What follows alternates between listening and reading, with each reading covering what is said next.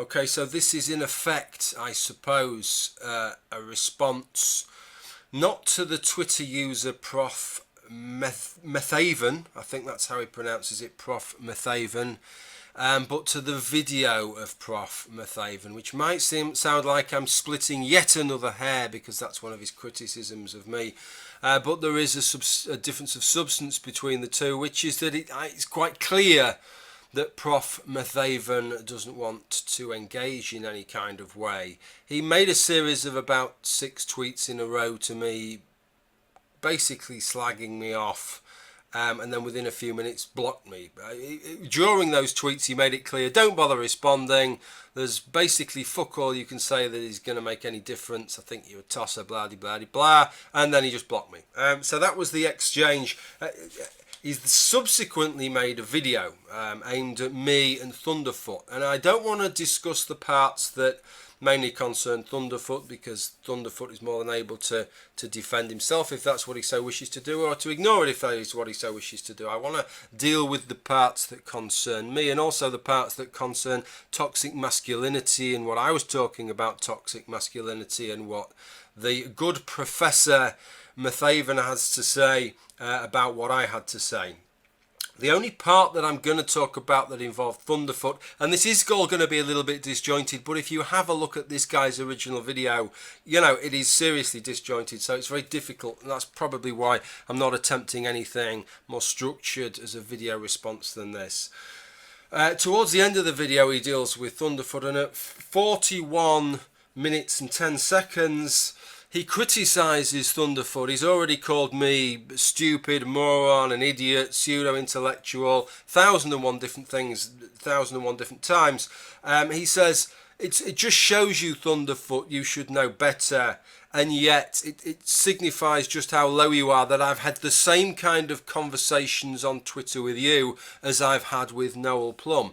What I want to say about that, I don't want to defend my own idiocy, that is probably the one thing that we both agree on, is what conversation did we have on Twitter? In what world was the exchange that we had on Twitter a fucking conversation? If the exchange you had on Thunderfoot consists of a series of 6 consecutive tweets, you telling him what a total cunt he is and then blocking him, then you have had the same kind of conversation on Twitter that you've had with me. If the conversation that you had with Thunderfoot on Twitter was different in any way, shape or form to that, then the statement that you've made there is somewhat ridiculous. Some of the things that I'm going to move on to later on in this video will seem perhaps a little bit more substantial than that, but I want to get some of these things out the way, because when somebody makes a video and just reels things off like this, you start to want to respond to some of them. Hence, I've got 3 fucking sides of notes here that I want to try and cover. So some of the little minor things that I want to talk about first is that I want to make a confession here, and that I was very close. I was thinking about this while I've been in my garage this afternoon painting some shelving. I'm very close to considering, when I released this video, actually blocking the guy from responding to my video. I'm not going to do that because I don't want to go down that line. But what I want to do before I get into the discussion properly is to go through my thought processes. And it is that I am sick and tired with people trying to engineer the discussion round to their way by asymmetrically affecting who gets to see what, and doing that by stifling the ability to respond. So he blocks me on Twitter. He then makes this huge rambling video that 2/3 of it is aimed at me, using me as an example of how despicable and twattish some members of the human race truly are, and yet disables all comments. You can't comment on that video, so I can't reply to him. Now, I know the response here because I've heard it so many times, and this is what irks me. The response is that, well, Noel Plum, you've got your own avenue. There are avenues that you can respond to him. You could start a blog. You could use your video channel as you're doing now. And I have a similar kind of reach to this Professor Metheven in terms of the number of people that are liable to watch my video. So perhaps that's comparable. But here's the thing, here's the problem with that. right? It's not like he's had a 30-minute slot on the BBC, and then the next night I've got a 30-minute slot on the BBC, so we're both going to be hitting the same people. If you were to draw, a Venn diagram and look at the set of people that look at what I do and the set of people look at what he does, there's only going to be a very small area of overlap there. There's only going to be a small number of people that are going to watch both. So by controlling the discourse in his quarter and me not controlling the discourse in mine, what it means is that I don't get to comment on what he said. So the people that exclusively watch him never get to hear my side of the story. But then if he comments on me, everybody gets to hear what Prof Metheven has to say. He gets to explain himself to everybody. And that really motivated me to want to block him. Because I'm sick of people trying to manipulate the discussion like that. But I'm not going to block him. I really don't want to fucking go down that line. What I would ask, if he does watch this video, and there's every chance that he won't, this video is actually more aimed at other people than it is at him.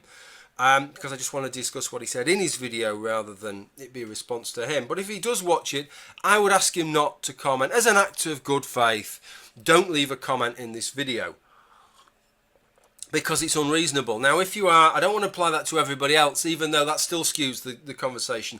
If you are a supporter of Prof Metheven, and I don't mean you just think that I'm a fucking idiot, I take that as read, but if you think there's more to it than that, and you take his side on this, then by all means comment, by all means leave your messages, and we can have a discussion, because hopefully we will have a discussion as a result of some of this. So let me go through some of the things that he said. One of them at 6 minutes 54. This isn't in a great order, but I will leave the toxic masculinity bit to the end because that's the meat and drink. He accused me of mansplaining, which is obviously a terrible thing to have done. What I'm interested in that is how his particular brand of condescending rhetoric is any less mansplaining than my brand of condescending rhetoric. That's what I can't get my head around. I looked at some of his other videos to see a number of different things about whether this is his usual sort of modus operandi in terms of how he tries to affect what he would regard as a debate or a discussion with people. And I was really quite surprised at, disappointed with what I saw, I suppose would be the word. His first video, he discussed evolutionary psychology, and as I was watching the video, there was quite a number of points that I would like to have brought up, right? Some of the thrust of what he said I agreed with, and some of the issues he has with evolutionary psychology I agree with. I don't think they're just problems with evolutionary psychology, by the way. I think they're problems with the whole field of evolutionary biology. The fact that they're cognitive issues rather than physical issues doesn't make it any harder or easier to evidence what the selection pressures actually were. So that was one of the comments I'd make. The other comment that I would have made with regard to that, and I'll explain why this is important in a minute, was that he seems to conflate biological determinism of individuals with predispositions that are expressed in terms of statistical case amongst populations, which is what the evolutionary psychological case is. It's about predispositions and about statistical averages, not about genetic deterministic biological determinism within individuals. So I'm sure somebody would have liked to have addressed that, but the comments were blocked and there was no method of responding. And what he does say in his video, he says, if you disagree with anything, and this is the point, and if you disagree with anything in this video, feel free to respond. But I wouldn't bother if I was you, because you're wrong. That's the end of it. Simple as that. You're wrong and I'm right. Well, you know, who is the bigger mansplainer? Is it me or is it Prof Metheven? When that is the way that he operates, right? He just talks to you. He uses in one of the videos, he talks about having a dialogue, this dialogue we're having, or this discussion. Well, it isn't. It's the same as I'm talking to you now. It's a fucking monologue. The difference is I'm welcoming people. I'm at least doing the most that I can, which is to welcome people, if they disagree, to say so. And I'm not going to say disagree. By all means, if you disagree with me, leave a message in the comments, but I wouldn't fucking bother because I'm right and you're wrong. But that's what Professor Metheven is doing, but then he doesn't even allow you to respond anyway because he'll block fucking comments. So that was his accusation of mansplaining. We've dealt with the block one. The next one was the fucking, what I've written down here, the dictionary double bind, which goes beyond dictionaries. But it's that he criticises me at times for not doing the research. That is his big thing. If you want to talk about something, you need to research it. You need to find out all about the subject before you start talking about it, which is that is a reasonable thing to say, okay, a laudable goal. I quite agree with that. And he criticises me for not doing that, for not researching what people mean by toxic masculinity before mentioning it in terms of Anita Sarkeesian. He was wrong about that, but that is what he accused me of. But then elsewhere, that was at about 11 minutes in. At 1 minute 52 into his video, he criticised me for looking up definitions of things, for being the kind of person who looks up a definition for something and then comes back and starts jabbing at you with that definition. So it just seems like he's got me in a bit of a double bind there. If I look up the definition of toxic masculinity to confirm that what I think somebody is liable to mean by it is what they mean by it, or that my expectation is reasonable, then that's a bad thing to do. But if I don't do it, it's a bad thing to do. Whatever I do, I'm fucking damned if I do and damned if I don't. And that kind of chimes in with the hypocrisy of this, which is that he accused me of let me find out where I've put it on here. Okay, I apologise for the edit there, but I had to go. I've got these bits of fucking paper and the bits are all over. This is what he criticised me for. Bear in mind, what I'd done is I'd sent a tweet to Anita Sarkeesian, and more on the subject of that in a minute. But he put, Noel Plum wanted to debate Anita Sarkeesian on this subject. By that, he doesn't mean that I sent her a long email, inviting her to have a debate with me on my channel or something. He means I sent her a tweet on something, right? What he put was, he didn't go read the literature, he didn't present a real thesis. So a tweet is 140 characters, right? At femfrec, that's 8 characters, plus a space, that's 9 characters, that leaves me 131 characters, and he expects me to present a fucking thesis to Anita Sarkeesian. In what fucking world is that a realistic expectation? And then get this, he makes a 42 minute response. So you'd think that was going to be really well researched. There's no fucking getting away with that. He's got a real chance, right, to get this sunk properly in, hasn't he, into some pretty firm ground. And what does he say?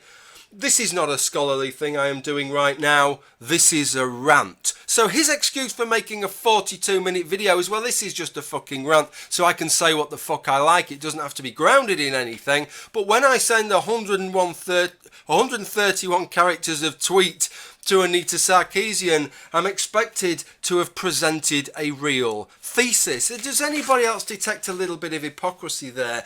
And whilst we're on the subject of hypocrisy, how about this one? Which is that he criticises, what is he criticising me for? And criticising me pretty heavily, it's taking offence for something, right? Somebody has said something and I've took offence for it, and what he claims is, he says, you had no right to take offence for that, therefore you're all these fucking nasty shitty things and I'm gonna have a right pop at you for doing so, right? That's what it is, because I shouldn't have took offence. I had no grounds to take offence. He calls me an idiot and he calls me stupid. 21 minutes into the video, after he's just called me an idiot and stupid, he then says, I realise some people regard this as ableist, and I give my apology if any offence is taken by that. But, he says, I don't think you've any justification for taking offence. I don't buy the argument that there's anything wrong with using these words, or that they're ableist, or that there's any issues with them. So fucking hell, it's almost as if you get a free pass. If you're further left than he is and you take offence at absolutely everything, then he's going to offer you an apology if he says something that you find offensive, even if he finds your offence absolutely groundless. But if you're to the right of him, and let's be honest, I'm hardly to the fucking far right. If I was living in the United States, I'd be a left-winger. right? But I'm to the right of him. So if I take offence at something, it's, meh, fuck off, you wanker. Just, there's a certain hypocrisy there, don't you think, with the way he treats me when I take offence at something that he seems is unjustified, and when a group to the left of him takes offence to something that he deems unjustified. Two more things I think I want to go to, then we'll get onto this toxic masculinity thing. The first is this. He says in his video, I'm addressing Noel Plum here, and this was going to be a video just addressing Noel Plum, but I want Noel Plum to signify the kind of wanker, he didn't say kind of wanker, but that's what he meant, the kind of wanker that I'm talking about, okay? Straight after that, he talks about, I'm sick of dealing with all these MRAs and these anti-feminists and all these people, right? Conflating me. I'm not an MRA any more than I'm a feminist. I don't associate with either of those things. If you're telling me that, as some people do, that feminism is about gender equality, or that it's about raising the status of women in those aspects where the status of women is below men, then yes, I agree with that. Same with MRIs, if that's about gender equality, if it's about raising the status of men in those issues where the status of men is below the status of women, then I've no issue with that either. But I'm not an anti-feminist, and I've never claimed to be an anti-feminist, and I've gone on record several times as saying that I'm not an anti-feminist. How can I be an anti-feminist when the idea of feminism incorporates, as you agree yourself, so many fucking different things, many of them entirely reasonable, many people who regard themselves as feminism, I'd struggle to find an issue of disagreement with them, right? So how can I be an anti-feminist? But just because I'm not an anti-feminist doesn't mean that I don't disagree wholeheartedly with some of the things that some feminists do say. In fact, even if I was a feminist, there is so much diversity. It's such a disparate group that even if you are a feminist, there are some other feminists that you're going to disagree wholeheartedly with. It's absolutely unavoidable to do so, but I object to being conflated in that fashion. At 2 minutes and 4 seconds, and then at 20 minutes and 11 seconds, this is something that I object to even more. He states, he's seen some of my videos, he's heard me speak, and my sort of way of carrying on is just to go, logical fallacy, logical fallacy, logical fallacy. Fuck off, is that my way of doing things? And not only is that not my way of doing things, but that is something that I have actively criticised many times in the past. Not least because just because we try and categorise logical fallacies, that isn't how those categories are meant to be used. You're not supposed to say you've just committed this logical fallacy, that logical fallacy. You need to, any more than if a politician did it, right? If a politician says something and another politician disagrees, there's no point that if that other politician says, oh, you've just committed fallacy of equivocation there, right? Nobody would accept that. You've got to actually elaborate, embellish. You've got to say what they are. Not just put a fucking name to it or say, oh, you've committed a logical fallacy. You've got to embellish it. You've got to say what your problem is with something. And people have done this to me before. Said, oh, I've watched your video, you've committed this logical fallacy and this logical fallacy and this logical fallacy and this logical fallacy. And I say that's not fucking acceptable. If you think that my reasoning is wrong, if you think there's something wrong, either evidential or logical or in whatever aspect with what I've said, then you need to detail it. We need to have the specifics of the discussion, not just say logical fallacy, logical fallacy, logical fallacy. And I challenge fucking Prof Metheven to find a video that I've ever made or anything that I've ever said that has ever amounted to logical fallacy, logical fallacy, logical fallacy. Just give me one fucking example that is of that form, right? You give me one logical fallacy and I'll fucking shoot myself through the fucking brain, right? Because I know that that has never fucking happened. So that the onus is on you if you actually watch this video to do that. So the main thing was to do with toxic masculinity, and he had quite a number of things to say. One of the things he said was that toxic masculinity is not coming out of a vacuum, and I agree with him. That was one of the problems that I have with it, is that it carries with it a lot of baggage. Okay, so I think this is probably the part I've had to fucking edit again because there's so many bits of information. His video is so unstructured that it's so hard to structure a reply without cutting and pasting little bits of fucking paper all over the place. So let me try and go through the toxic masculinity thing. I want to try and explain what I was saying, but I've got to try and fit it in with the spurious and erroneous claims he's made, the misrepresentations that he's made. What he said at 10 minutes 30, or shall I just do this in order maybe? At 5 minutes 5, he says, I'll just do it in fucking order, bollocks to it, and you work it out for yourself. 5 minutes 5, toxic masculinity not coming out of a vacuum is what he says. I agree with him, it doesn't come out of a vacuum, and that's the problem. It carries with it a lot of baggage. There's a lot of carryover from every time that somebody has talked about toxic masculinity, and that is part of the issue that I had with it being used, because it's often meant to mean a lot more. It's not just meant to mean the behaviours, it's not just meant to mean these individual ways in which these ideas that we have of what constitutes masculinity in Western society manifest themselves, but it's the actual ideas themselves. And he seems to say the same thing himself at one point, but this is where it's really difficult, because he equivocates. At 6 minutes in, he says the kind of masculinity we have in our culture, right? The kind of masculinity we have in our culture, so he's accepting that this applies to most of us, which can lead to these kinds of behaviours and contribute to them. So he's talking about these ideas we have in our culture, right? These aspects of masculinity which can lead to behaviours. It's not the behaviours, it's the aspects of masculinity which can lead to behaviours, right? Not the behaviours themselves. Now that may seem like splitting hairs, but it's absolutely fucking critical to this discussion as to why I find it offensive, right? Then at 9 minutes 04, he says that it's about, this whole issue is about a set of behaviours. Well, make your fucking mind up. Is it about a set of behaviours, or is it about a set of cultural standards that can manifest themselves occasionally, on occasion, in negative behaviours? And this is the difference. This is what I was trying to get at in what I was saying.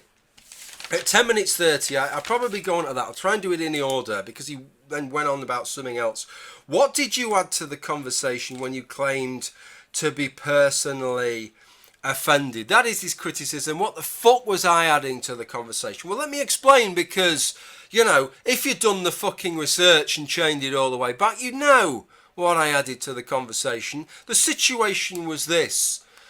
Anita Sarkeesian a day beforehand had made a tweet talking about blaming toxic masculinity, and we'll come to what exactly that could mean later, but blaming that on this school shooting. And she got a lot of criticism from people. Not from me, but she got a lot of criticism from people. And I stumbled across this. And she'd not stumbled across the original tweet, but across a couple of tweets a day or two later saying, I just don't understand how anybody could have been offended by what I'd said. Right? So she was epistemically challenged on that. She couldn't fucking work out why anybody could have found that offensive. Where was the offensive content in that? So what I was trying to do, what I was trying to add to this exchange, was to say to her, well, this is perhaps along the lines of why people would find this offensive. And I did that by saying, imagine somebody was talking about toxic femininity, perhaps you would find that offensive. And with good reason, because traditionally what has happened, looking back in time, a lot of those characteristics that our culture has regarded as feminine characteristics have been seen as universal negatives, not just in terms of the manifestations of them, but in terms of the actual ideas themselves. They've been seen as less than the male equivalents. I think most people would agree with that, right? So they've been seen, those feminine characteristics have been seen as negatives in and of themselves, not just specific manifestations of them, but the characteristics themselves. And so if you were to say that those characteristics were toxic, well, that impacts on most women's femininity, doesn't it? Most women would find that offensive, because you're saying these characteristics that we're saying is intrinsically, in our society at least, part of being feminine, are negative characteristics. I propose that the same thing has happened here with regard to male characteristics, which is that we have these characteristics, and it isn't just a case of it's a manifestation of aggression such as gunning somebody down that's seen as negative, right? It's not just the outcome that's seen as negative, but it's actual aggression itself that is seen as negative. He talks about competitiveness. He tries to give me this example first about logging, and gives logging an example, and that because logging can manifest itself as harmful, that proves that toxic masculinity. Well, of course, macho behaviour in logging could be harmful, right? But I've never suggested that none of these things, that aggression or competitiveness, or any of these things, or being unemotional, can have very negative side effects, that they can manifest in negative ways. Of fucking course they can.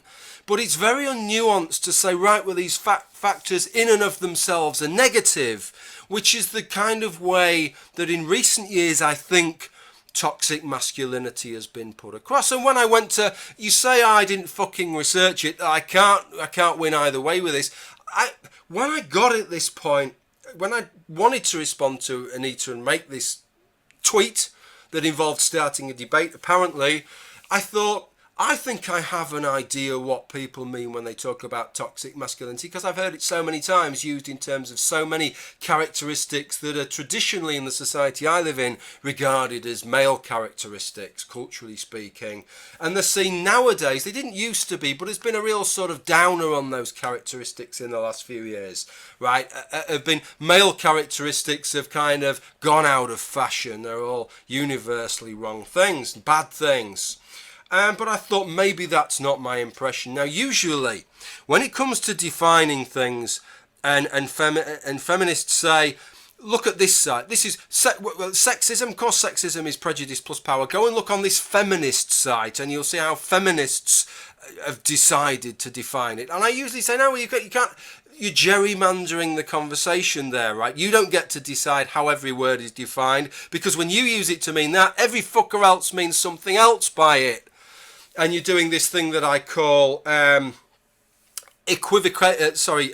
smearing through equivocation by proxy, which is that you mean one thing, you know everybody else means something different, and so you know that you can use a word and say, oh, I just mean A, and you know that it's going to come across as B. But on this occasion, I thought, no, this is a feminist talking. I want to know what she's liable to mean. Let's go and look at some feminist sources and see what they define toxic masculinity as. And they didn't define it as behavioural outcomes. It defined it as these core characteristics of things like aggression, competitiveness, lack of emotion, all these kinds of things, right? So I thought, yeah, I'm on the right kind of lines here. I have got a right to view this in the way that I'm viewing it. The research that I've done justifies that. Of course, the research that I've done, you can now criticise me for, because I've gone looking for definitions, haven't I? So I can't fucking win. But you said this yourself, right? This is what Metheven said. 14 minutes 50 in. Competitive instead of cooperative. Can you not see how that can be bad sometimes? Yeah, fucking course I can. I might be an idiot, as you've said, but even somebody with my levels of idiocy can see that. But I'm not so idiotic and nuanced that I realise that that means that competitiveness is always a negative. So if your example that competitive instead of cooperative, can you not see how that can be bad sometimes, means that competitiveness is toxic, then I've got to disagree with you, haven't I? And I'm not the only one that disagrees with you, because what about the people who are behind the campaign Ban Bossy? They must disagree with you as well, because what are they saying? They're saying we're doing girls down, right? Whatever you think about that campaign, what they're saying is we're doing girls down. Whenever girls are competitive, whenever they show a little bit of impetus and initiative and aggression, and try and impose what they think on other people and get other people to do what they want them to do and take charge of a situation, we slap them down, metaphorically speaking, and we say, stop being bossy. And we're saying that that is a bad thing to do. How can that be a bad thing to do if being competitive and aggressive are necessarily toxic things? So I think there's some dissonance with how we're handling these things. But what I am saying is, in recent years, when these things manifest in male-bodied people, they seem to be portrayed as things that we should try and be moving against. They're just things that, yeah, we're kind of a little bit more civilized than the kind of masculine, traditional masculine behaviours. Now, we've kind of moved past that. And that is the feeling that I get from this expression, toxic masculinity. And when I went and looked it up, I didn't really find anything substantially different from that. And as I say, I don't think that's significantly different from the way that feminine characteristics have been treated for a very, very long time. And shame on us for having treated what those, I say, feminine characteristics that are ascribed as being traditionally feminine is, of course, what I mean. And it's no better, right? Neither of those two cases are any better than any other. I think that's probably all I wanted to say. Yes, he also said, I created a weird syllogism between masculinity and men. Did I create a weird syllogism between masculinity and men? It was quite obvious, it was quite clear what I was doing. What I was saying, look, I accept this, that what was thrown back at me is, well, when she talks about toxic masculinity, she doesn't mean every possible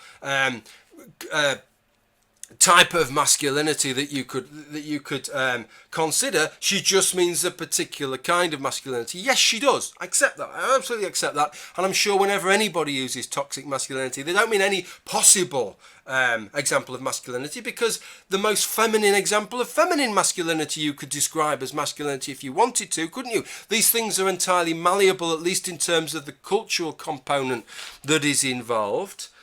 And you've said as much yourself. But what I'm proposing to you is that when people talk about toxic masculinity, they're talking about common or garden Western masculinity, the masculinity of you and I. They're talking about the common, right? They're not talking about the exceptional. That isn't what they are talking about. And although this might be an exceptional manifestation of it, a school ground shooting, and something to really slap in the faces of everybody involved, right? That's all it is. It's just looking at the worst case scenario, the same as you could do with Christianity, or you could do with Islam, or you could do with right-wing politics or left-wing politics. You find the most extreme example you can, and then tar everybody who it's appropriate to tar with that brush, with that tar. Everybody on the political right is this because of this person. Everybody on the political left is this because of this person. Because these Muslims act that way, every fucking Muslim is just as bad. And this is exactly the same thing. It's just finding the worst case that you can find and saying toxic Western masculinity, it's toxic. That's how I took it to be. You might tell me that I'm wrong, but on the basis of everything that I've seen, everything that I've read, the other uses of this term that I've read, at the very least, surely you can accept that this is a loaded term, and it is a term that is often used in this context, and that surely you can have some understanding that I would take some offence at it, at least as much understanding than the idiots who get riled up when somebody uses the fucking word idiot, which I just can't fucking understand, because surely, ableism or not, right, being an idiot is not a good thing. Everybody accepts that being an idiot is not a good thing. So if you use the term being idiot to say that it's not a good thing, then is that really harming idiots? Because idiots, their idiocy isn't a fucking good thing. Can't get my head around that one. Maybe that's the same problem you have with that, Prof Metheven. I don't fucking know. Or maybe I'm just splitting more fucking hairs and mansplaining even more. Well, this was a right fucking rant, and I apologise to everybody else for this. I'd usually say go and watch Prof, who is not a professor, I don't think, but he calls himself Prof Metheven, so I don't know. I'd normally say go and watch his video. It's 40 fucking minutes long. If you want to watch 40 minutes of somebody telling me what a cunt I am, then go and watch the video. Otherwise, I'd just go and watch something on television and enjoy the rest of your evening. If you watch this far, thank you for watching. Bye for now.